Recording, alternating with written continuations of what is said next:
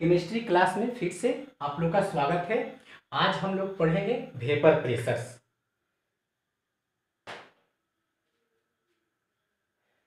बहुत आसान चैप्टर्स है, धीरे धीरे सब खत्म हो जाएगा। It is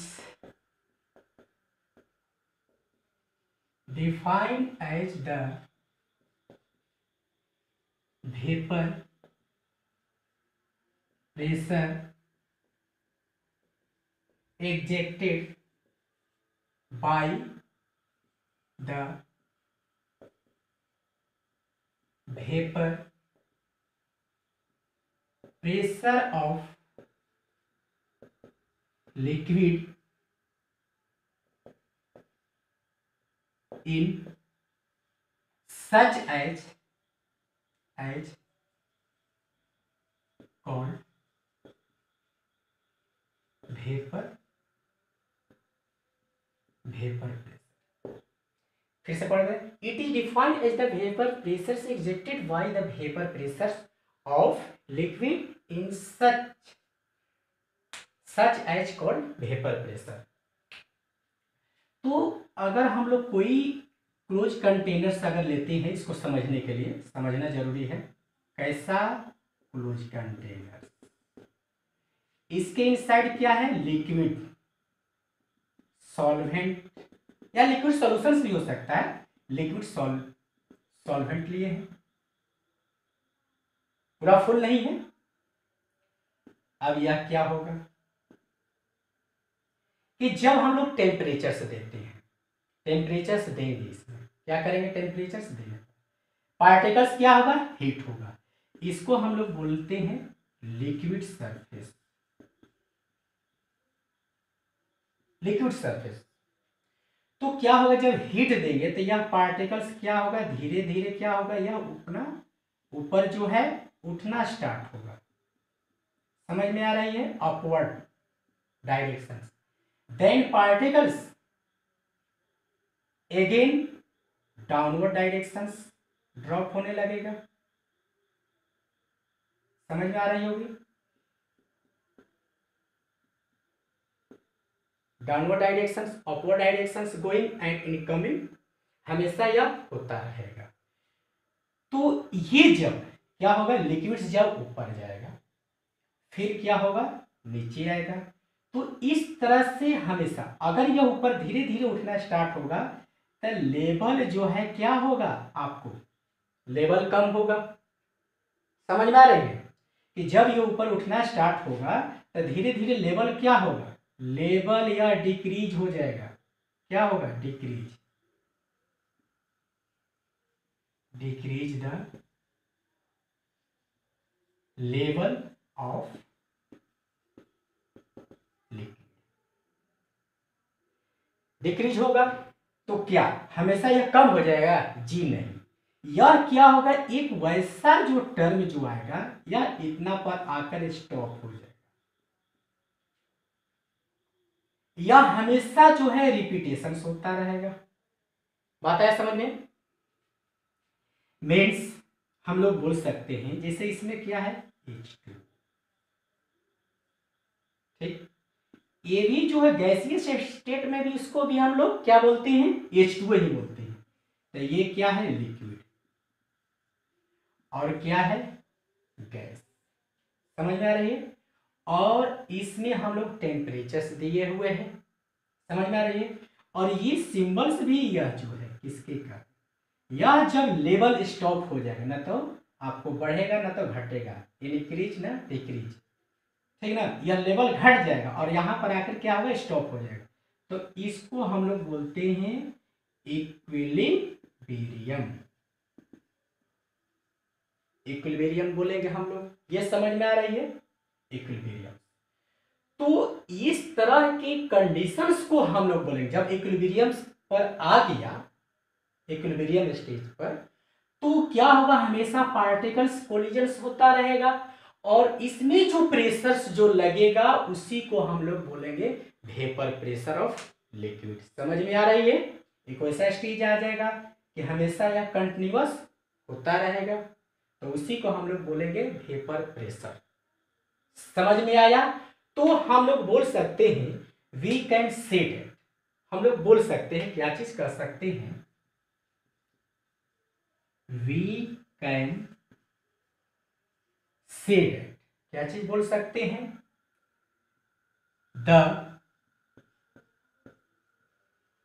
vapour pressure of the liquid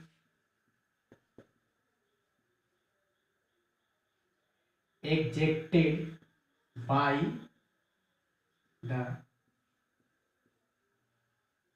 vapor pressure at equilibrium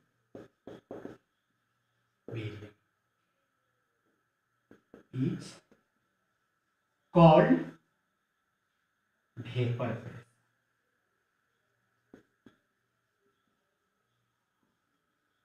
Vapor pressure means we can say that the vapor pressure of a liquid ejected by the vapor pressure at equilibrium, जब equilibrium पर आ जाता है उसी को हम लोग बोलेंगे vapour pressure.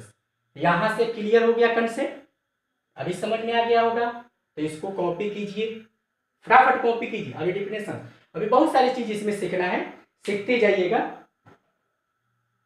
यह हो गया, फटाफट कॉपी कीजिए। अब आगे जो है हम लोग बात करते हैं कि जैसे अगर मान लेते हैं कि डिफरेंस जो है अगर हम लोग सॉल्वेंट लेते हैं तो उसका जो है वेपर प्रेशर क्या होगा, अलग अलग होगा।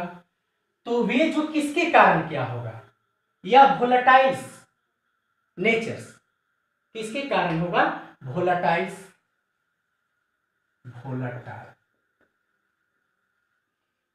नेचर के कारण। वोलेटाइल्स के मतलब क्या होता है कि दो substances are easily converted into gaseous state. तो गैसियस स्टेट में अगर कन्वर्ट्स हो जाता है उसको बोलते हैं वोलेटाइल्स नेचर्स जो हो गया। जैसे हम लोग मान लेते हैं कि एक पेट्रोल ले लिए, ठीक ना, 100 ml, और वाटर ले लिए, समझना है, वाटर भी 100 ml। अगर दोनों जो है कंटेनर्स में ले लिए और सभी का, दोनों का, ठीक ना, सरफेस एरिया जो है क्या है, इक्वल्स है। सरफेस एरिया क्या है, इक्वल्स। तो इसमें से ये चीज बताइए कि सबसे ज्यादा जो है इवेपोरेट्स इजीली कौन सा होगा, ये होगा, यानी कि इवेपोराइजेशन ऑफ द पेट्रोल, या क्या होगा, जल्दी होगा, और इसमें क्या होगा, इसमें टाइम लगेगा। तो मीन्स हम लोग बोल सकते हैं कि जिसका, ठीक ना, वेपर प्रेशर, वेपर प्रेशर जिसका ज्यादा होगा, ठीक ना, उसका बॉइलिंग पॉइंट्स क्या होगा, कम होगा। ये समझ में आ रहा है, इस तरह से क्वेश्चन पूछी जा सकती है। यानी कि यह जल्दी इवेपोरेट्स हो जाएगा, ये टाइम लगेगा। तो इसलिए हम लोग बोल सकते हैं कि ये जो है इसका वेपर प्रेशर क्या होगा, ज्यादा होगा, इसका क्या होगा, कम होगा। ये समझ में आ रही है?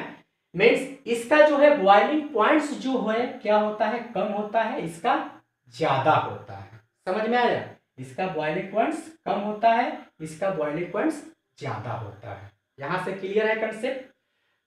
तो इस तरह से हम लोग बोल सकते हैं कि vapour pressure is inversely proportional to boiling points, मतलब उल्टा, अपोजिट होता है। ये इंक्रीज करेगा तो यह डिक्रीज करेगा, तो ये डिक्रीज करेगा तो ये इंक्रीज करेगा। ये सब चीज होना चाहिए।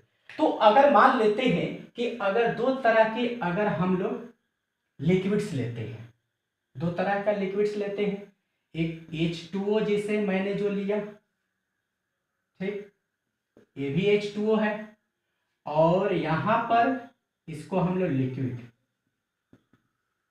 ठीक ना, ये क्या हो जाएगा, गैस हो जाएगा। कितना डिग्री, 25 डिग्री सेल्सियस। यहाँ पर ले लिए इथाइल अल्कोहल, अल्कोहल्स, और ये भी क्या होगा, इथाइल अल्कोहल्स में है, गैसियस में भी। ये जो इक्विलिब्रियम्स का है ये भी 25 डिग्री सेल्सियस। समझ में आ रही है? ये भी किस में है, लिक्विड में है, ये भी किस में है, गैस में है। समझ में आ रही है? तो इसका जो है आपको प्रेशर जो हो जाएगा 23.8 टॉर। टॉर जो होता है प्रेशर्स को मापते हैं हम लोग, टॉर से मेजर करते हैं। समझ में आया? और इसका जो है इथाइल अल्कोहल्स का अगर हम लोग 75 टॉर हो जाए, ये सब याद करना होगा, सभी का अलग अलग प्रेशर्स होगा। देखिए यहां पर equal temperatures but pressures are difference हो गया, यहां समझ में आ रही है? और चीज जो है, तो इसमें जो है अगर हम लोग बोलेंगे कि जब हम लोग क्या करते हैं, हीट देते हैं, तो उसको हम लोग क्या बोलते हैं, एंडोथर्मिक प्रोसेस। क्या बोलते हैं, एंडोथर्मिक प्रोसेस। क्यों बोलते हैं कि यह बाहर साइड से, आउटसाइड से हीट को सिस्टम ऑब्जर्व करता है और उस सिस्टम से उसके इनसाइड के पार्टिकल्स के बीच जो है क्या हो रहा है, इवेपोराइजेशन हो रहा है। Means rate of evaporation is equals to rate of condensation. That process is continuous, that process is called, क्या बोलेंगे, वेपर प्रेशर। अगर हम लोग दो तरह का यहां पर लिए हैं लिक्विड्स, तो इसका इक्वेशंस भी होता है हम लोग को log K2/K1। यहां से ध्यान रखना होगा, ये log 10 यहां लिखेंगे, log 10 K2/K1 is equals to delta H nought divided by, देखिए डेल्टा H नॉट जिसको हम लोग बोलते हैं endothermic 3003R divided by 1/T1 minus 1/T2। ये समझ में आ रही है? यानी कि जो जिस टेम्परेचर्स पर जब इक्विलिब्रियम्स में हो जाता है तो उसको हम लोग बोलते हैं केपी बोलते हैं। क्या बोलते हैं, केपी। मीन्स जिस टेम्परेचर्स पर वह क्या होता है, इक्विलिब्रियम स्टेज में आ जाता है, उसको बोलते हैं केपी। केपी मीन्स PH2O, और ये KP1 मान लेते हैं और KP2 हो जाएगा P इथाइल अल्कोहल C2H5O। ये अलग अलग हो गया, यानी कि अलग या प्रेशर्स पर, ठीक ना, प्रेशर्स जो है क्या है, अलग अलग है, इसमें डिफरेंस लिए है, 25 नहीं, अलग अलग रहेगा, ठीक ना। तो इसके लिए जो अगर हम लोग लेते हैं, ठीक, T1 इज इक्वल्स टू, अगर मान लेते हैं K1 लेते हैं और T2 इक्वल टू हम लोग लेते हैं K2, तो इसमें जो वैल्यू जो है इस पर जो T1 equal to K1, T2 equal to K2 इसमें लिया गया है, ठीक। तो इसमें अगर हम लोग लेते हैं टेम्परेचर जो है फर्स्ट के लिए, इसमें अलग अलग जो है आपको प्रेशर्स के लिए अलग अलग जो है क्या है, यहाँ पर टेम्परेचर्स हैं, हमेशा ध्यान रखिएगा। तो इसमें जो है वैल्यू को अगर हम लोग रख लेते हैं इसके जगह पर प्रेशर जो है, तो क्या हो जाएगा, log 10 P2/P1 is equals to delta H nought divided by 2.30R divided 1/T1 minus 1/T2। ये इक्वेशंस जो हो गए, तो यही जो है हम लोग K1 मान लेते हैं, ये P1 हो गया, ये P2 हो गया। अब जो है इस इक्वेशंस को हम लोग बोलते हैं Clausius, CLACIOUS, CLACIOUS। Clapeyron equation. Delta H जो हो गया समझ सकते हैं, और आर जो हो गया, आर का भी वैल्यू, टी का भी वैल्यू, T1 और T2 दो अलग अलग टेम्परेचर्स है, प्रेशर्स भी अलग हो गया। डेल्टा एच जो हो गया, जिसको हम लोग बोलते हैं कि चेंज इन टेम्परेचर्स जो हो गया एंडोथर्मिक प्रोसेस में, डेल्टा एच नॉट का वैल्यू जो है, इसके बारे में आगे भी हम लोग पढ़ेंगे। तो इस तरह से आपको ये इस इक्वेशन से आपको बनेगा न्यूमेरिकल्स जो है, सभी का वैल्यू दिया हुआ रहेगा तो निकल जाएगा, लॉ में भी उसमें पढ़ना है, तो ये चीज है इसमें, और कुछ नहीं है इसमें। हाँ, ये समझ में आ गया कि किसी भी चीज का अगर वेपर प्रेशर बढ़ेगा तो बॉइलिंग पॉइंट्स क्या होगा, उसका कम होगा। बस आज की यहीं तक, थैंक यू।